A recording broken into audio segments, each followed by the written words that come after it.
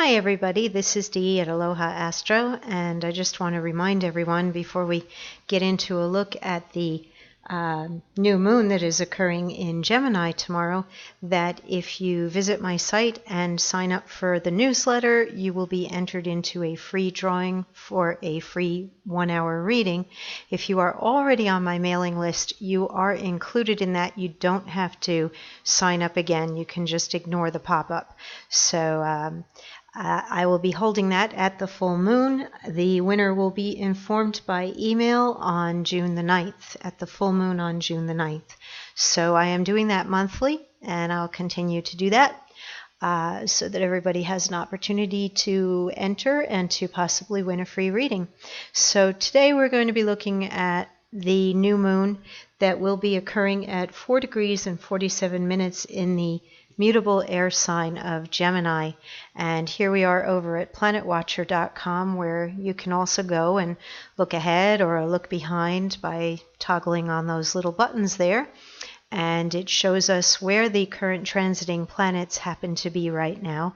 And here we are looking at tomorrow, May 25th. The exact time is at 3:44 p.m. Eastern Time that we have the exact Moon-Sun conjunction in Gemini. And overall, the energy that I noted as soon as the Sun entered Gemini a couple of days ago, it suddenly got really quiet around town. It seemed as though everybody said, I'm out of here. School let out and people headed off for vacation. So I hope you are among the lucky ones that gets to go and do that. And maybe if you can't take a long vacation, you'll be able to get away and have a short trip over this new moon. And during this Gemini season, we still have some planets lagging that are not quite caught up to Gemini yet, and that would be Mercury in Taurus and Venus in Aries. And that has a lot to do with the fact that in March and April we saw Mercury and Venus going through some retrograding. So you'll never find them more than a sign apart. These three planets, the Sun and Mercury and Venus, but at times they can be in different signs, as they are right now. So currently we have the Sun in Gemini, and we have Mercury in a fixed earth sign, a little steadier, in Taurus. This would also turn our attention mentally toward some pleasure, home, family, our material needs. And Venus in Aries is very close right now to transiting Uranus in Aries. And this is a cardinal or boss-like fire sign. And Venus is a planet of our affectionate nature, pleasures, the things that we find comfortable and familiar. And as it approaches Uranus and gets closer over the next 2 weeks, we may become a bit more impulsive in terms of following our heart's desire. Some of us may fall in love very suddenly. Good luck if you're out there looking. Definitely put yourself out in the world and make yourself available if you are without love and wish that you had somebody to love, because this is definitely a transit that can bring the attention, or perhaps your interest will be sparked in somebody that you meet. And right now in particular, we have a nice aspect pattern here called a yod that involves Mercury in Taurus and Jupiter in Libra. And Libra happens to rule the 7th house of relationship and partnerships and how we interact with other people. So harmony here is very much emphasized, and growth in relationship. And while we have this aspect here between Jupiter and Mercury, it's a nice time to walk up to somebody and say hello. And it could be that something romantic does spark while Jupiter is making this quincunx to Neptune in romantic Pisces. And while we have this sextile going on here between Neptune in Pisces and Mercury in Taurus. So this is a nice configuration. We have a grand trine in the heavens at the moment involving the lunar north node in courageous and ardent Leo, in the fire sign of Leo.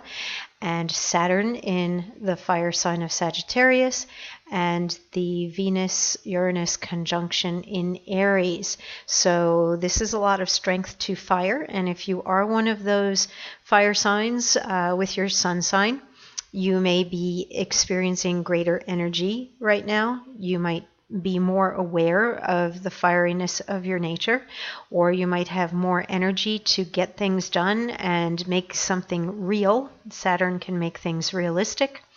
Here there may be the decision to go after something that's very important to you. And this is not just the fire signs, but all signs. The fire gives us the courage and the creativity to pursue that which we desire and to make something realistic out of it, while we have that reality-based planet Saturn here saying, well, make it real, and make it work, and make it real. We do have something to be aware of, and it will become a little bit tighter as we go toward the end of the month. This opposition here between transiting Mars and transiting Saturn, these two planets can be quite uncomfortable when they are in a challenging aspect with each other. Kind of an energy of push comes to shove, or something needs to give, or something might get broken, or temper and impatience with the airiness of Gemini and Mars, an action planet, being there. Coming up against Saturn in Sagittarius, there's a push. There's definitely a push, and these two planets generally don't relate very well together to begin with, because Saturn's kind of slower and steadier and more solid, and Mars is definitely more impatient and more aggressive. And the more Mars pushes, it seems like the more stony and cold Saturn can become. So if there are things now that have to be forced, issues that have to be forced in order for you to move ahead, those things may come up. So you would need to look at your own natal chart and see, where do you have Sagittarius energy? Where do you have Gemini energy? What houses or areas of life are these two planets transiting through, to give you some idea of what areas of life might have that feeling of something might be stuck, or something's got to move, something's got to happen, something has to be forced, and maybe you will have a breakthrough. Watch your temper, of course, while that is going on, but if something really needs to be deconstructed, it might be a good time, maybe an excellent time for some renovations, whether that's on the material level or whether that's on the spiritual level. What do you need to renovate? What do you need to fix and correct, or put a new structure underneath it, or take away what might not be working anymore and substitute something new or imaginative in its place? So lots of action can literally be happening while this opposition is occurring, but it might not always be comfortable, and it might draw some criticism from other people as well. Particularly perhaps masculine energy. These are both masculine planets in masculine signs, and it may also draw some energy from perhaps friends or siblings who think that they know you, or make assumptions, yet if you have something on your mind that is very much an original thought, something that you want to bring forward on your own, something that is very creative or experimental, if you feel as though people are standing in your way and you don't want to listen to the voice of reason or listen to their experiences, you may have to go out and make your mistakes on your own, or figure it out for yourself. Will you succeed or will you fail? I think that really depends on whether you continue to follow through with something. So if you are attempting to initiate things right now, keep in mind that there's a great deal of enthusiasm and courage and passion right now. However, this is a quick burnout aspect. So if you do get involved with any new projects right now, I'm not sure if there's enough carry through at the moment. There's high ideals, There's a great deal of energy, there's a great deal of passion, but will there be the discipline to move something along and stick with it? Well, that depends. And it depends on your personal choice whether you want to keep something going that you initiate right now, whether it's a relationship or a business or an idea or a new exercise regime or whatever it is that you think that you need to do at this moment or that you act upon impulsively. If it goes through a cycle of 2 weeks or a month and it begins to fade away, don't be too hard on yourself. Release it, let it go. Maybe you were just meant to have the experience and it was a lesson, something to be learned, because Saturn usually brings us some sort of a lesson. And if you tried it on and then found that no, that was interesting, but you'd rather do something else, well, then go do something else. There's no shoulds here, even if Saturn kind of makes us feel that way. Saturn is that should planet. I should do this, I should do that. Well, try it out, see if it works. And if it doesn't, then move ahead. Let's be friends. Let's tweak this. Let's try it differently and see what happens. So that's what's going on here astrologically during this new moon. I like to look at the Sabian symbols with each new moon and full moon. And we are at 4 degrees 47 minutes, which is just at the tail end of Gemini 4 degrees. And most sites I see round up, and most experts in the Sabian symbols round up to the next degree. So I'm going to go with Gemini 5 here. A revolutionary magazine asking for action, the explosive tendency of repressed feelings and root emotions. We have a lot of potential there in our current transits too for high energy. So let's see. Every movement overstressing one direction calls forth in time an equally extreme movement in the opposite direction. This is particularly true at the level of the dualistic mind symbolized in the zodiac by Gemini. And that is interesting. Gemini, in terms of the dualism, all of the mutable signs are able to juggle multiple concepts at one time. They're able to see the various sides of things. So all of the dual signs as well tend to be able to do that. But Gemini is mutable, and in its symbolism, it is also dual, the twins. So there's that flexibility or the ability to see different sides. What is rigidly bound in form and convention tends to explode into formlessness. It may do so violently if socially oppressed through revolution or at the psychological level in psychosis, or it may withdraw inwardly into the mystical state in which one identifies with an unformulatable reality. Now, when I look at the chart here, I would say we have some mystical energy going on here. We're able to actually strike a balance or walk in both worlds. While we have that Libra energy, Jupiter is God consciousness, it's growth and abundance in Libra. It is able to look at the two different sides of things within this pattern of energy, and it looks toward the mind in Taurus, which is very material, rules the second house of money and values. It's earthy, it's very real. Let me feel it, let me smell it, let me taste it, let me hear it. And here we have the spiritual realm with Neptune and Pisces. That is the ruling planet of Pisces.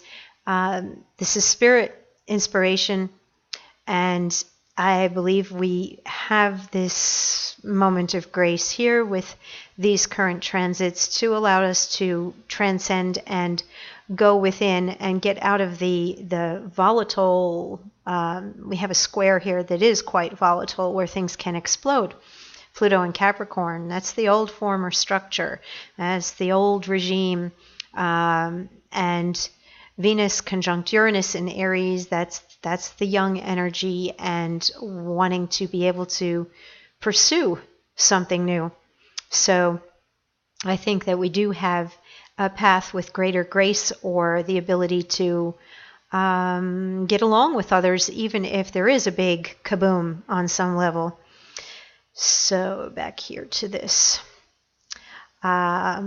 the experience of a world being so far unperceived by the everyday consciousness which starts the process. In the same sense, a psychedelic experience may momentarily make the mind transparent to a non-ego structured realm of consciousness and may lead to a sustained attempt at understanding what has been revealed of a transcendent reality. Whether the revolutionary action is violent or peaceful, bitterly resentful or loving, the one desire is to reach beyond established forms.